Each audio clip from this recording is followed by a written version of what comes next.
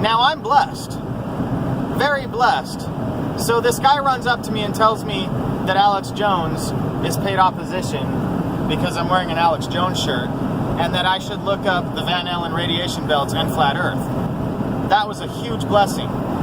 The reason why, I was blessed because I'd been listening to Chuck Missler, and Chuck Missler always talks about the proverb that says, he who answers a matter before he hears it, it's a shame and a folly unto him. So I knew that I couldn't look askance at this guy unless I actually went home and I researched what he told me to. And so I did. I went home and I saw a few videos on the Van Allen radiation belts, and it didn't occur to me the implications of that at first until I saw the Flat Earth video by Wakey Wakey called Flat Earth Theorized, Conceptualized, something else. I have a pilot's license. That's another thing that I missed. I got a pilot's license while I was in high school, and that's the only thing that I've really accomplished up to that point, other than, somewhat of a Navy career and a little bit of knowledge in school. I even tried to drop out of that. Like I said, I have a horrible work ethic. I tried to drop out of doing that. I was scared of completing it. I was scared because it was a big job. It was a big responsibility to do, and I was scared of that. But the flight instructor was the only person up to this point who actually pushed me to succeed. And thank God he did. Thank God he did. I wish I could go kiss that man on the cheek. I wish that I could go thank him. I don't mean that to sound weird.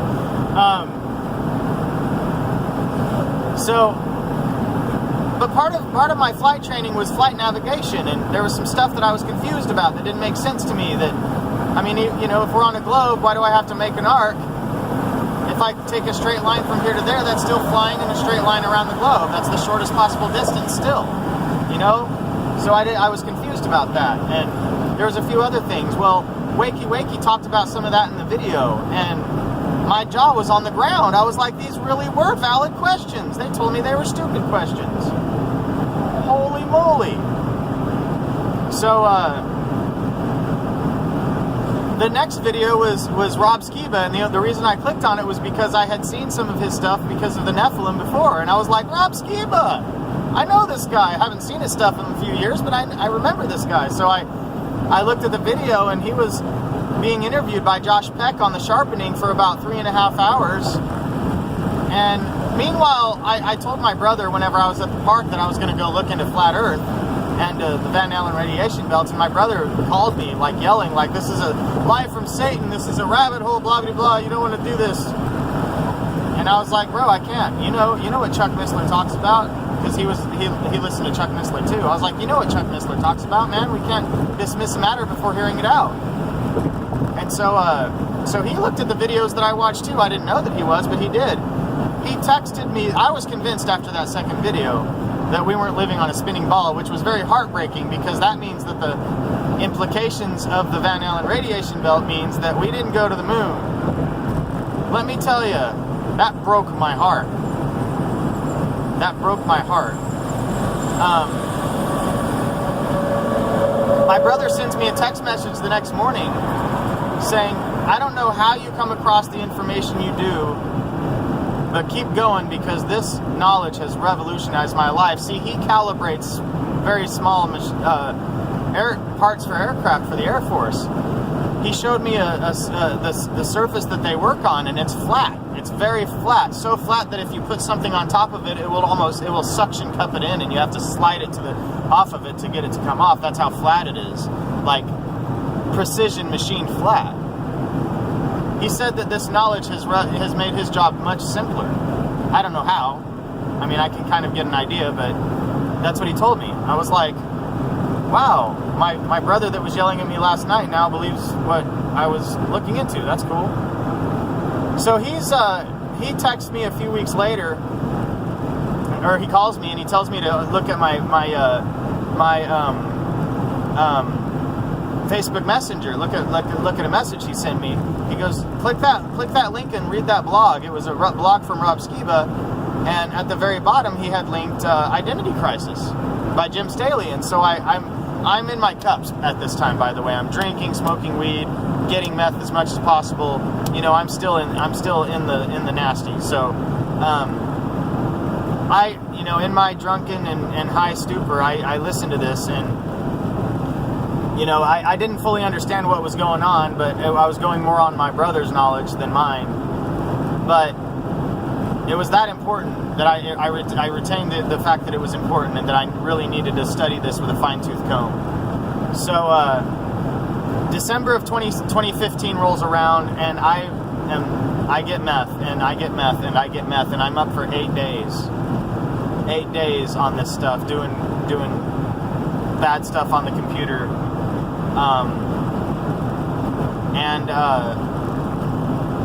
I have what we call a moment of clarity, where all of the manipulations I'd placed on myself, all the lies that I told, all the manipulations I'd placed on others, all the crap that I've been doing flooded into my head, and I didn't trust myself anymore. That's whenever I was ready. I called my friend at 4 o'clock in the morning, one of the men in my men's Bible study group, and I told him that I got to go to treatment, I got something, I got to go to jail, something, I don't trust myself. I'm okay with going to the prison for the rest of my life at this point if it means that I don't ever have to hurt anyone or myself again. I really was. I was completely content. As a matter of fact, after we went around trying to find a place for me to go and couldn't, I told him, dude, just take me to the police station. I'm going there anyway. Just take me there. I'll confess everything and I'll get the time started, man. Just take me there. And he said, no, that's not the answer. He goes, you're a veteran. And I was like, oh, hello. We went to the VA. I spent 3 days in their psych ward, detoxing. They let me out. I spent 3 weeks back out in the world before I started treatment in January 8th of 2016. First, they give you a few days when you first start to cool down and get in the program, so I took that time to go through identity crisis with a fine-tooth comb, looked up the scriptures, really got convinced that the Torah is not dead. It's not nailed to the cross. It was nailed to the cross, but it rose on the third day, baby. So I knew that I needed to study Leviticus. That's where I'd been taught that God's law was in Leviticus. So the next morning I woke up an hour before programming because I didn't have time to study during the day. So I woke up an hour before programming at the treatment center, and I found a room. I first started in the chapel of the building. People came in while I was studying, so I decided to find somewhere else. Most of the time I was in the chapel studying. I went down to the chapel of the VA in Dallas, and I opened Leviticus and I started writing. I started reading and writing, and I wanted to make sure that I understood every sentence. If God's law is important still, I got to understand every sentence. So I was looking up the information at other sources, trying to understand what God is saying. And I started writing it down. I've blogged a lot of those journal entries, not all of them. I'd have to dig to find those journals again, which I really should. But I started going through Leviticus. Then after 2 days of that, I realized that I wasn't covering as much ground as I would like to. I was really not happy with the little study I was getting out of that, so I started waking up 2 hours before programming and going down and studying. So I was waking up at 4 o'clock in the morning to study. The third day, the morning after the third study, I woke up with more love in my heart for God than I ever thought possible. Sorry about the noise. I can't roll the window all the way up very easily. This stuff is broken, and the hinges broke off, so even if I did get rolled up, it's actually louder with the wind coming in through the door. So I got my van's a little messed up. That's okay. God is good. He'll provide. I woke up after that third study, the day after the third study, with more love in my heart for Yahuwah than I'd ever imagined possible. It was miraculous to me. I was shocked. And not only that, but I woke up with a work ethic. I woke up, and this is real touching for me. So I woke up and I realized that I was going to work at Walmart again. I worked there for like a couple weeks before I hated it. Ended up getting fired because I stole money from them. Yeah, I stole money from them. But I knew that I was going to work at Walmart, and I'm thinking, wait, I stole money from Walmart, and I'm going to work there again? Like, I knew I was. It was like no doubt. It was like I just knew. Like the sky, there's a sun in the sky. I know that I'm going to work at Walmart. But not only that, but the thought of working at Walmart was exciting, and that confused me. I was like, what in the world is going on here? It's exciting to work at... I never have had joy about getting a job in my life. All of a sudden, I was excited about working at Walmart. I did work at Walmart. After I spent 3.5 months, 3.5 months, I think, something like that. I got out of treatment April 7th. I remember that because that's my brother's birthday. I thought it was shocking that my release date was April 7th, the same day as my brother's birthday. Also, my hire date was April 7th for Walmart. I got out April 15th. My hire date for Walmart was April 7th, though, of 2016. Anyway, the next Sunday, I go to the AA meeting that they have, and a guy gets up there, and he tells a story with authority. You know, never man spake with such authority, or however they, talked about Yahushua, but this man spoke with authority about it, and he shared like I'd never heard before, or I was listening like I'd never listened before. And I asked him to sponsor me, and he sat me down. He said, "You want me to sponsor you?" And I said, "Yeah." And he said, "Tell me about what your problem is." And I said, "Well, I'm an alcoholic, but it always leads me to the meth. So really, I mean, I actually prefer to use meth than alcohol." And he said, "Well, I'll work with you, but I've never experienced meth. So if we can't cover ground, then you might have to find someone who's recovered from meth addiction." And I said, "I'm okay with that, But I really wanted this guy to sponsor me. So it was going to break my heart if he wouldn't do it. He sat me down and he opened up the big book to chapter 7, and he read the first paragraph to me. It says, "Nothing will so much," and I changed the word alcohol to sin. Alcoholic to sinner. So, "Nothing will so much ensure immunity from the next sin as working with another sinner. These activities work when others fail." He said, "This is why we have to get you through these steps. The last step is where you work with other alcoholics, but that's what keeps us sober. This is triage work. We don't do a step a month and, twaddle around. We work this as if we're in a hospital dying and that nurse has to save a life." He goes, "This is triage work, so we get through these steps as fast and as thoroughly as possible without emotion." And I said, okay. I've never had a guy tell me that before. They always let me work the steps at my own pace. And I said, all right. But I was desperate this time. Like I said, I was willing to go to prison for the rest of my life. I was done with myself. I wish I could be done with myself as much as I was then right now, to be honest with you, because that was the gateway for all the good things to come upon me. So he started working steps. He said the first 3 steps are what you work out there. He goes, "You obviously know that you're powerless over sin, and that your life has become unmanageable," which is the first beatitude. Blessed are the poor in spirit. Blessed is the person who realizes their poorness in spirit, their filthy rags, because they'll be in mourning over them. Blessed are they which mourn. They'll be in mourning over their sinfulness, such that they become teachable. Blessed are the meek, or teachable, and they will hunger and thirst after real righteousness. Blessed are they which hunger and thirst after righteousness. So he took me through these steps. I made the list. The fourth step is after that. It's where we become merciful. Blessed are the merciful. It's where I forgive people. I start forgiving people. So we do this with a resentment list. We write down our resentments, what the person, place, or thing did to upset me, how it affected me, what it affected in me, and why that resentment was my fault. And that's what I had to find out. Not so much what the person did was my fault, but the resentment itself is my fault, And there's some information in the book that covers that. It's called the sick man's prayer. It says we realize that the person who is harming us is perhaps spiritually sick. We wouldn't get sore at a sick friend who has cancer, would we? No, we love them. We try to cherish them. We try to do our best to help them. But whenever someone is spiritually sick, we get angry at them because they come across to us as, spiritually sick. So, I had to forgive. I had to learn how to forgive people. Well, then comes there's 3 different lists. I don't have to get into that now. But the next is blessed are the peacemakers.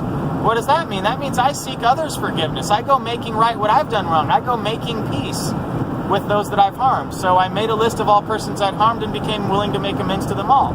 I made amends with such people wherever possible, except when to do so would injure them or others. I started doing that. That includes financial amends, money I owe to people. And it's not just an apology. Apologies mean squat. What it is I go up to the person and I say, this is what I did wrong. I ignore completely anything they've done wrong.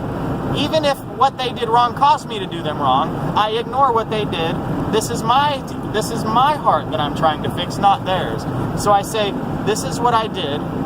I was wrong. How can I make it right? And I have to be willing to do exactly what they say. And that scared me, because what if they say some ridiculous stuff? They never do. They never do, I found out. As a matter of fact, the people that I would think that would say ridiculous stuff, it has this immense process has actually made an instrumental impact on their life and their forgiveness of people. Because then they start to, no, man, I did that to you. I did this to you, man. I'm sorry too, man. It's stuff like that. It really opens the heart. This peacemaking process really makes people spill out their hearts, and it's beautiful. And then we start working on allowing Abba. Wow, that sun is bright. we start. It's beautiful though. It's huge. We start allowing Abba to clean out the character defects, our not our sins, but our iniquities, what causes us to sin, right? So and that this list of character defects comes out of the fourth step, that list that we made. My sponsor, what he did was he listened to my list as I did. Step 5 is admitted to ourselves, to God, and to another human being the exact nature of our wrongs. So I read this list at my sponsor. He was writing stuff down the whole time, and after I got done sharing with him, he started sharing with me, and he said, this is what I've noticed. He goes, one of the things that I've noticed about you is that you put expectations on people. You don't tell them about those expectations, and then when they don't meet those expectations, you get sore. You get resentful. And I was like, I would definitely agree with that. I would definitely agree with that. So, and that and a few others, and then I prayed for those. We became entirely ready to have God remove all these defects of character. We humbly asked Him to remove our shortcomings. So I actually said a prayer that's outlined in the book over all of these shortcomings, but they don't just go away. We have to work on them. So, but Yahuwah will remove them if I'm willing to allow Him to, and the way I allow Him to is to pay attention. So the 10th and 11th steps are that. Continue to take personal inventory, and when we were wrong, promptly admit it. So I'm going through my day at night, and I journal. I write down what I did wrong, if I did anything wrong. We're careful not to go into morbid reflection. Why me? Oh, I'm such a horrible person. No, I'm not a horrible person. I'm a sick person trying to get better. So I write down what I did wrong, and I admit it. I man up, I admit what I did wrong, and I go to the person the next day and I say, you know what? This is what I did. I was wrong. What can I do to make it right? We get to where we're able to do that on the spot, and eventually I get to where I notice when I'm about to do that, or when I'm doing that, in the process of doing that, so I stop myself. I'm like, hey, I'm lying to you right now. That's not true. This is a problem that I've had in the past, and I apologize. Here's the truth, Or whenever I see myself getting angry at something like a clerk or whatever, I stop myself and I realize, wait, I'm going into this character defect again. Then 11, sought through prayer and meditation to improve our conscious contact with God, praying only for the knowledge of His will for us and the power to carry that out. Because it's not about me, it's about Him. Whenever I'm allowed to pray for my will, as long as it will help someone else. If it is selfish, I'm not to pray for it. You know what I mean?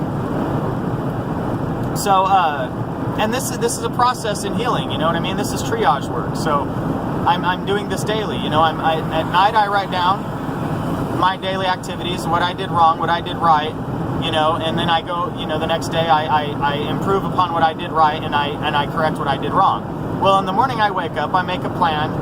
Of course, allowing that Yahuwah can change that plan.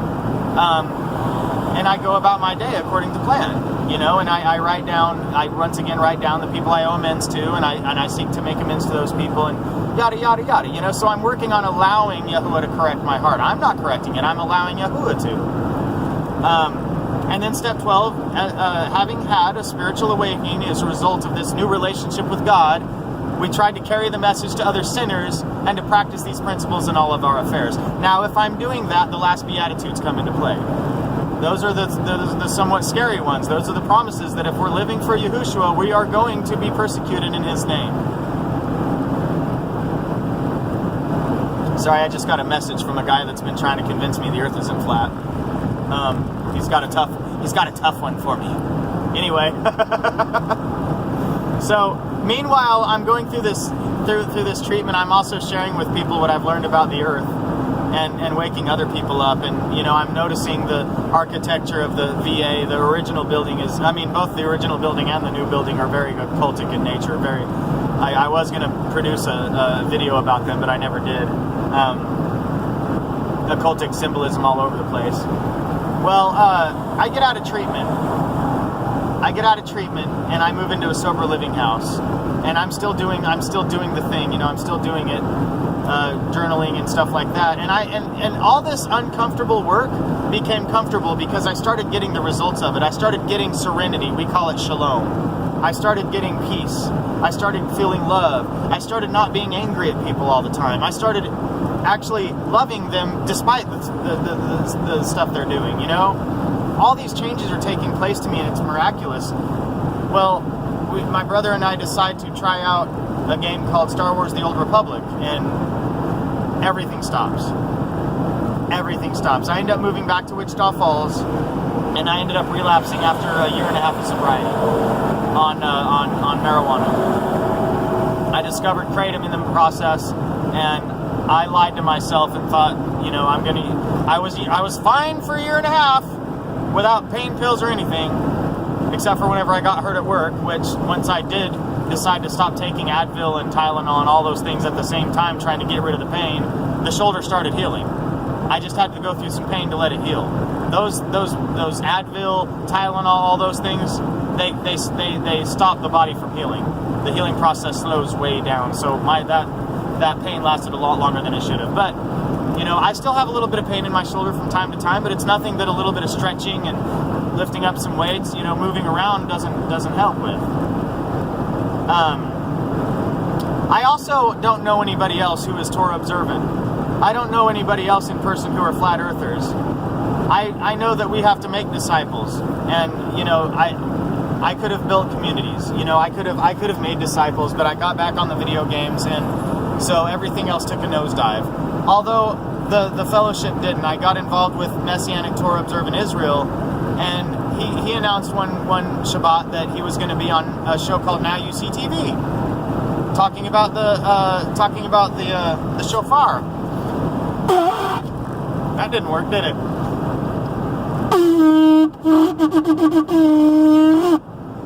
He was going to be on their show, so I checked it out, and I really liked John Pounders, and I liked what I saw, so I decided to check out some more shows, and slowly I started weaning away from MTOI into Now You See TV. And it was shortly after that John Pounders started talking a lot about, call no man rabbi, and of course Steve Berkson calls himself rabbi. He even made the first Shabbat I saw, he went into defense of that. So, whatever. But I really liked his messages, though, and I have a lot of love for his congregation. I think we've got a few from his congregation in our fellowship, too. I think, I'm not going to name names. Anyway, so that was how I came into Now You See TV, and I fell in love with John Pounders. I fell in love with John and Patricia Hall. I fell in love with everybody and all the people that were in the chats and stuff. But I'm on the video games. I moved back to Ulysses, Kansas, and I spent the next 2 years in misery. I'm not Ulysses, Kansas, Wichita Falls, Texas. I'm sorry, Ulysses, Kansas is where I grew up until I was 14. I moved back to Wichita Falls where my family is, and I shouldn't have done that. But, well, maybe I should have. Yahuwah has a purpose for everything. I go to Sukkot for the first time. I find a fellowship, get kicked out of the fellowship because, I'm smoking pot. Of course, I disagreed with how the leader handled it, but that's okay. That's neither here nor there. I found fellowship out in Oklahoma, started fellowshipping with them, and Yahuwah tells me finally in Sukkot 2016, he tells me to hit the road. I didn't take that seriously. I didn't have a lot of faith yet. By the way, I am very successfully working at Walmart, and I love the job. I worked in the garden center. I loved the job. There's a few managers that I didn't like, but my customers, I loved the job. That was mind-blowing to me that I would actually like to work, but I loved that job. I really did.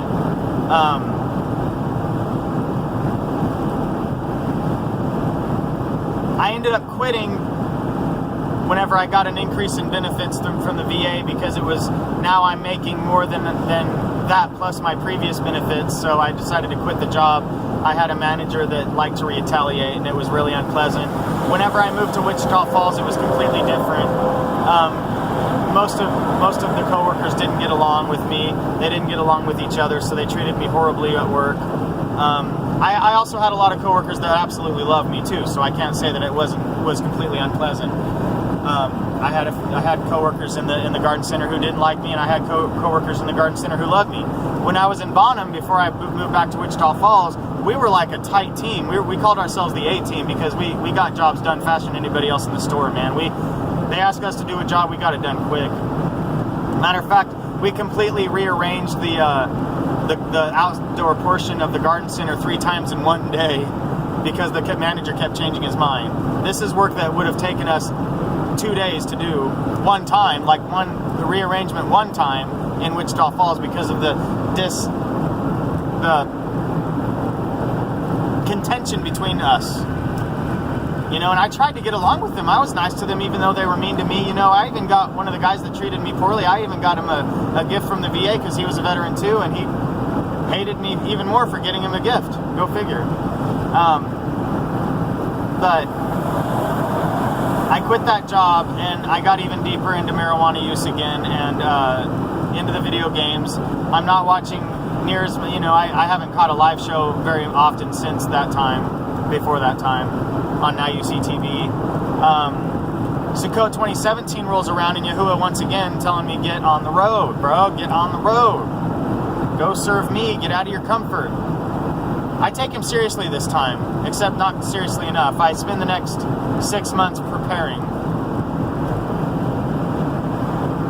I wouldn't say that I was preparing. I would say that I wanted to be preparing, but I wasn't. I found out there's no preparation to do y'all's work. Well, there's discipleship training, of course. We've got to know what to do. We've got to, I don't know how to explain that. I didn't know what I was doing when I hit the road. Yahuwah showed me through trial and error, and even to this day, I still question, a lot, and get out there with unknowns in my mind, but Yahuwah always provides, He always provides. So finally, April 11th rolls around, and I hit the road, and I'm on the road. Well, Yahuwah told me not to go around my family. I started hearing the still small voice. Yahuwah tells me not to go around my family for a while.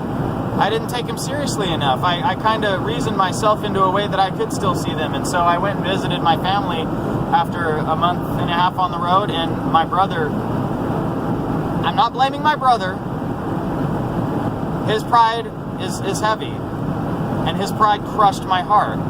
I crushed my heart with my brother's pride in my disobedience to Yahuwah. So please, let me be clear, I'm not blaming my brother. My heart was crushed by my disobedience to Yahuwah. And so a lot of this trip up until just a week ago has been rough for me, because that same spirit that I had on the first leg of my trip wasn't there anymore, because of that disobedience. Yahuwah had been telling me to fast for 3 days and to seek His face, and I kept postponing that. And He was also telling me to get rid of the kratom, and I didn't take Him seriously enough. Well, He finally got rid of it for me out there. I still have some, which is what I've noticed about me. I still have a lot of it. Whenever I get sober, whenever I do something in service to Yahuwah, I don't have to wait until I use the last of it. Let me finish this pack of cigarettes before I quit smoking. It doesn't work like that. If I'm unwilling to do it now, I'm unwilling to do it. So I kicked that habit. It took 6 days of horrible withdrawals to get off of that kratom.